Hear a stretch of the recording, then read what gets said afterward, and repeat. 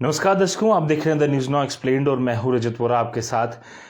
कल एक दुखद घटना जो है वो साल के पहले ही दिन माता वैष्णो देवी के दरबार से आई, जहां पर भगदड़ मचने से 12 लोगों ने अपनी जान गंवा दी। इसके अलावा 13 लोग जो हैं वो घायल बताए जा रहे थे। और अच्छी खबर ये रही उसके बाद कि चलो और ज़्यादा जो कैजुअलिटी है वहाँ से देखने को नहीं मिली, पर लगातार इस इंसिडेंट पर जो है वो सवालिया निशान खड़े हो रहे थे, जिसके बाद जम्मू एंड कश्मीर सरकार ने एक इंक्वायरी जो है वो इस पर इनिशिएट की थी। और principal secretary to government home department के उनके अध्यक्षता में ये जो हाई लेवल कमेटी है वो बनाई गई है, जिसमें डिविजनल कमिश्नर के अलावा कई सारे जो सीनियर ऑफिसर्स हैं वो भी वहां पर इस कमेटी के मेंबर रहेंगे। और साथ साथ जो रियासी के जो डिप्टी कमिश्नर हैं और जम्मू के डिप्टी कमिश्नर, सबसे जो है बात की जा रही है इस इंसिडेंट को देखते हुए। क्या क्या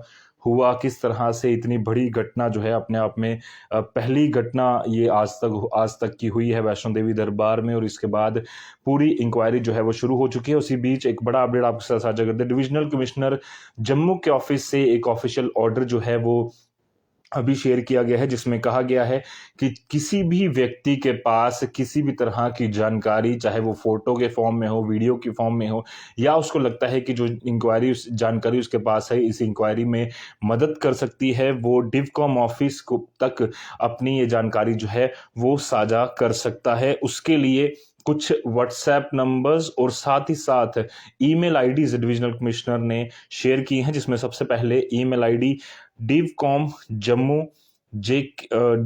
जम्मू, इसके अलावा jk@nic.in। मैं ये जब वीडियो खत्म होगी डिस्क्रिप्शन में भी ये सारी जानकारी लिख दूंगा, ताकि आप तक अगर किसी तक भी ये मैसेज पहुंचे तो आप ज़्यादा से ज़्यादा इसको शेयर कीजिए, ताकि ये इंक्वायरी एक फेयर तरीके से हो पाए, जल्द से जल्द कंप्लीट हो पाए। 1 हफ्ते का समय दिया गया है इस इंक्वायरी में जो भी फाइंडिंग्स होंगी उसको बताने के लिए।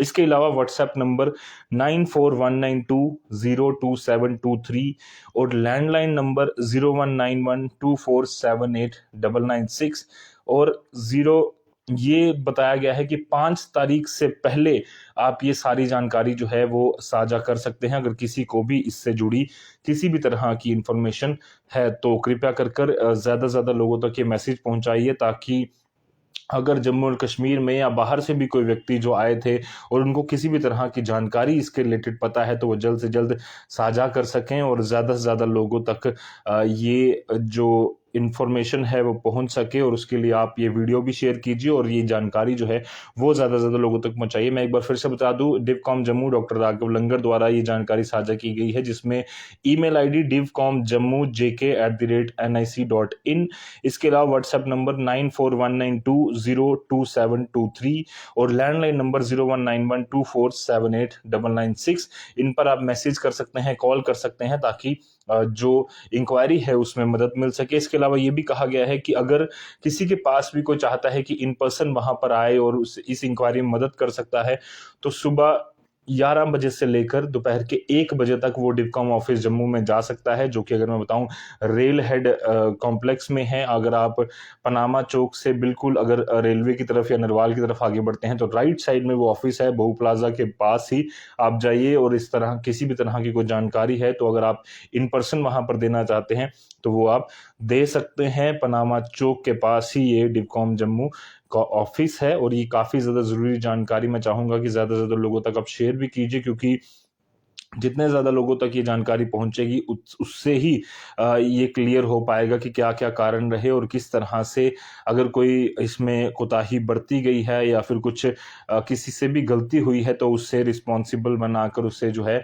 इस इंसिडेंट के बारे में जो भी गलती उसने की होगी उसके मुताबिक सजा भी मिले। और एक दुखद घटना जो है पूरे देश भर के लिए ये थी और पूरे जम्मू और कश्मीर के लोगों के लिए, क्योंकि कटरा माता वैष्णो देवी के दरबार में माता के भवन के पास ही ये घटना होना काफी बड़ा प्रश्न चिन्ह जो है वो खड़ा करती है। और उसके बाद अब लेफ्टिनेंट गवर्नर मनोज सिन्हा ने कल ही कह दिया था कि प्रिंसिपल सेक्रेटरी होम की अध्यक्षता में एक जो कमेटी है वो बनाई जाएगी। वो कमेटी बन गई है और अब कुछ ही एक ही हफ्ते के अंदर अंदर ये जो पूरा इंसिडेंट हुआ है उसको लेकर क्या क्या फाइंडिंग्स इस कमेटी ने ढूंढी हैं वो जल्द से जल्द इन्हें देनी होगी, ताकि एक आगे का जो प्रोसेस है वो चल सके। और उम्मीद कर सकते हैं कि इस तरह की घटना जो है आगे ना हो। कल पीएमओ डॉक्टर जितेंद्र सिंह भी मौका वारदात पर पहुंचे थे और उन्होंने असरटेन किया था कि हाई लेवल मीटिंग जो होगी उसमें सब चीज़ें इस पर ध्यान दिया जाएगा। जब 25,000 की कहा गया था कि एक कैप लगी है एक दिन के लिए, तो कहीं ना कहीं